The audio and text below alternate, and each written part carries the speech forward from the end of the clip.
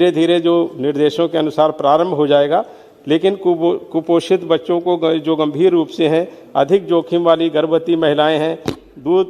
पिलाने वाली माताएं हैं, ऐसे जो स्तनपान करने वाली माताएं, इनकी गहन निगरानी का काम भी हमारी आंगनबाड़ी की कार्यकर्ता कर रही हैं और उसके अनुरूप जो आवश्यकता होती है, जैसी हमारी सरकार की योजनाएं हैं या राज्य सरकार की योजनाएं हैं या ब्लॉक स्तर पर कार्यक्रम चलाए जा रहे हैं, उन सब में भी वो अपनी तरह से योगदान दे करके ऐसी खाद्य सामग्री जो कैलोरी और प्रोटीन की जिसमें मात्रा इस तरह की हो जो कुपोषण से बच्चों को मुक्त करे, ऐसी सारी व्यवस्थाएं और आहार भी उपलब्ध कराने का काम उन्होंने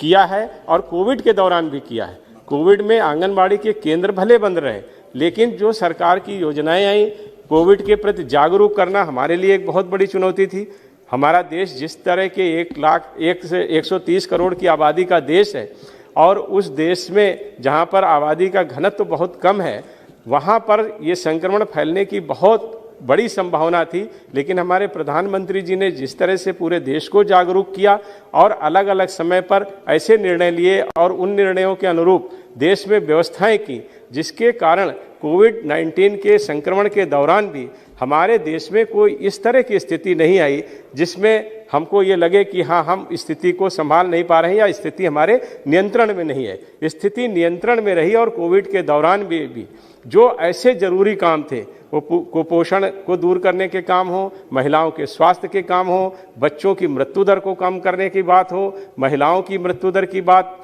पर भी काम हुआ और उसके साथ साथ संस्थागत प्रसव भी हों। इन सारी योजनाओं के संबंधित जो भी जानकारियां हैं और जो हमें वस्तुएं वहां पहुंचानी है, जो दवाएं पहुंचानी हैं, उनको पहुंचाने का काम और उसके साथ साथ टीकाकरण के प्रति भी लोगों को जागरूक करने का काम आंगनबाड़ी की हमारी स्वास्थ्य कर्मियों ने किया है। और एक तरह से अब देखें, जो पहले जो आंगनबाड़ी का रूप था, पहले तो लोग आंगनबाड़ी के विषय में जानकारी ही नहीं रखते थे। अब तो दो मंत्रालयों से सीधे स्वास्थ्य मंत्रालय की बहुत सारी योजनाएं भी आंगनबाड़ी केंद्रों के माध्यम से चल रही हैं और उसके कारण उनकी गांवों में बहुत ही महत्वपूर्ण भूमिका हो गई है। इसलिए मैं माननीय मंत्री जी से माननीय मंत्री जी से यही अनुरोध करूंगा कि उनकी सेवाओं को देखते हुए जो 4,500 रुपये का हमारी जो मुख्य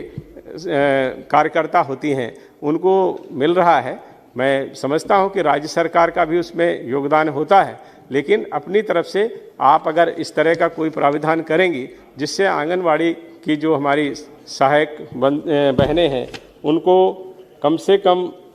10,000 रुपये तक का मानदेय अगर मिल सके तो ये एक बहुत अच्छा,